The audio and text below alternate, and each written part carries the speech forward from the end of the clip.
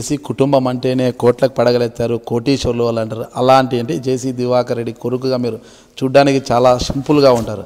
అయినప్పటికీ కూడా మీరు ఒక పారిశ్రామికవేత్తగా రాణిస్తూనే ప్రత్యక్ష రాజకీయాల్లో కూడా రాణిస్తూనే ఉంటారు. అంటే ఇప్పుడు మీరు ప్రత్యక్ష రాజకీయాల్లోకి అడుగు పెట్టాలనుకోవడానికి గల కారణాలు ఏమంటారు?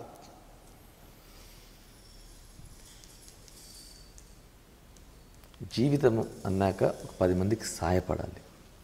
మన ఇంట్లో మనం తిని నిద్రపోతే తప్పు. ఎస్పెషలీ నాకుండే కుటుంబ హిస్టరీ కానీ అవన్నీ ఆ రీత్యా చూస్తే నాకు చిన్నప్పటి నుంచి కూడా 10 మందికి సహాయపడితేనే మనం జీవితము ఒక సార్థకం లేకపోతే వ్యర్థమని ఒక వినడం జరిగింది. ప్రజలకు ఉపయోగపడాలా.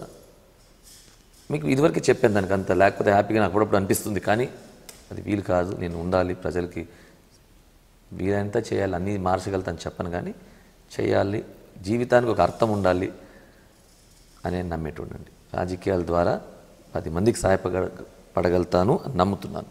ఉద్యోగాలు కూడా ఇస్తుంటాం మా ఫ్యాక్టరీలు అవన్నీ, అది ఒక వేరే సహాయము. ఇది లార్జర్. ఈ రాజకీయాల్లోకి వస్తేనే ఎక్కువ మందికి రీచ్ కాగలుగుతాం. అంటే ఇప్పుడు మీరు చిన్న వయసులోనే బడా పారిశ్రామికవేత్తలు 100 కోట్ల విలువైన పరిశ్రమలు దేశ విదేశాల్లో ఏర్పాటు చేస్తూ మొత్తం పారిశ్రామికవేత్తగా ఎదుగుతూ వస్తున్నారు. అయితే స్థానికంగా మీరు పరిశ్రమలు ఏర్పాటు చేయడానికి ఎందుకు సుముఖత వ్యక్తం చేయడం లేకపోతున్నారు? అంటే లోకల్గానే, ఎందుకంటే మాకు మైండ్స్ లోకల్గా ఉన్నాయి, ట్రాన్స్పోర్ట్ లోకల్. ఏవైతే దివాకర్ ట్రావెల్స్ అనేది పక్కన పెడితే మైనస్ మీకు విదేశాల్లో ఎక్కువ పరిశ్రమలు ఉన్నాయంటారు. అలాంటి పెద్ద పరిశ్రమలు ఉన్నాయనేం కాదండి, ఎక్కడ మనకి బిజినెస్ ఆపర్చునిటీ అక్కడికి వెళ్ళాలండి. ఇప్పుడు మన దగ్గర ఏంటి వనరులు, సో వనరులకు తగ్గిన ఏదైనా పెట్టాలి. కానీ అనంతపూర్లో నేను ఇంకేదో వచ్చి తెచ్చి పెడతానంటే వీలు పడదు కదా. మనకు అగ్రికల్చర్ నీళ్ళు లేవు, నేను అగ్రికల్చర్ ఏదైనా పెడతానంటే వీలు పడదు కదా. సో మనకు అనుగుణంగా ఉందా లేదా చూసుకోవాలి. అంటే తాడిపత్రి వరకు లోకల్గా తీసుకుంటే బయట నుంచి వాళ్ళు వీళ్ళు వచ్చి పరిశ్రమలు పెడుతున్నారు. అంటే మీ కుటుంబం నుంచి కూడా ఒక పరిశ్రమ కూడా నెలకొల్పలేదు. అక్కడ ప్రజలంతా కూడా నిరుద్యోగంతో బాధపడుతున్నారు, చాలామంది ఉన్నారు. మీ కుటుంబాన్ని నమ్ముకున్న వారు ఉన్నారు. 1000 కోట్లు పెట్టే స్తోమత నాకు లేదండి. మీరు ఏదైతే అన్నారో తాడిపత్రిలో చాలా వచ్చాయని, గరుడా స్టీల్స్ ఎన్ని వేల కోట్లు మీకు తెలుసా? ఇంచుమించు 3000 కోట్లు. నా దగ్గర అంత డబ్బులు లేవండి. పెన్నా సిమెంట్ అది కూడా 3500 కోట్లు అండి. నా దగ్గర అంత డబ్బులు లేవండి. బిఎంఎం సిమెంట్ 1500 కోట్లు. నా దగ్గర అంత డబ్బులు లేవండి. ఇంకొక ప్లాంట్ ఏదో ఉన్నది, ఎల్ఎన్టీ 6000 కోట్లు 7000 కోట్లు. నా దగ్గర అంత డబ్బులు లేవండి.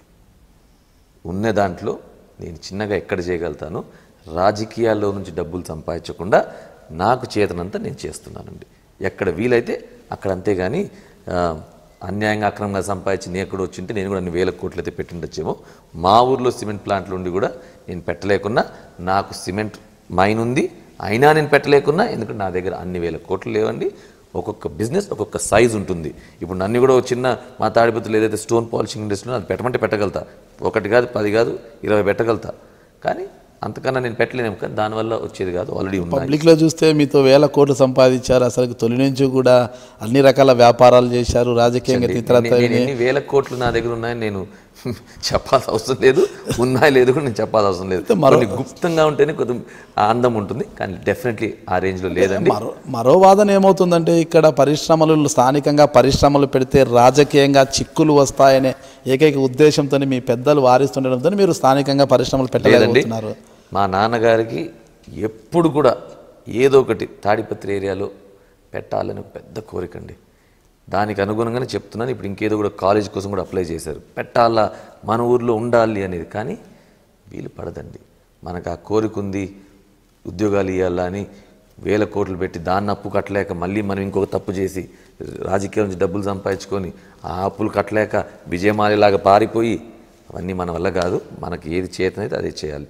లేదండి మా ఊర్లో పెట్టాలి, మన జిల్లాకు పనికొచ్చేది ఏదైనా చేయాలి ఉంటుంది. కానీ అన్నీ వీలు పడవండి. అన్ని విధాలా మీరు అనుకునేట్టు జరగలేదండి, జరగవు. మీకు పబ్లిక్లో తీసుకుంటే జెసి పవన్ కుమార్ రెడ్డి అంటే గినట్ట పారిశ్రామికవేత్తగా అతని ఈ సినీ రంగంలో మీకున్న పరిచయాలు తెలుసు, అందరితో కూడా హై సెలబ్రిటీగా ఉంటారు. ఈ విషయం హై ప్రొఫెషనల్స్ అందరికీ కూడా తెలుసు. అంటే ఇలాంటి ఒక సెలబ్రిటీగా ఉన్న వీరు, ఒక మంచి పరిచయాలు ఉన్న మీకు ఈ రాజకీయ అరంగేట్రం అనేది ప్రత్యక్ష రాజకీయాలకు పోవడం అనేది కొద్దిగా ఇబ్బందికరం అంటారా కదా? ఎందుకంటే నాకు చిన్నప్పుడు కొత్తగా వచ్చి ఈదు అంటే కష్టం, కానీ చిన్నప్పటి నుంచి ముంచారు దాన్ని, ఇంకొంచెం మునగాలంతే మొత్తం. కానీ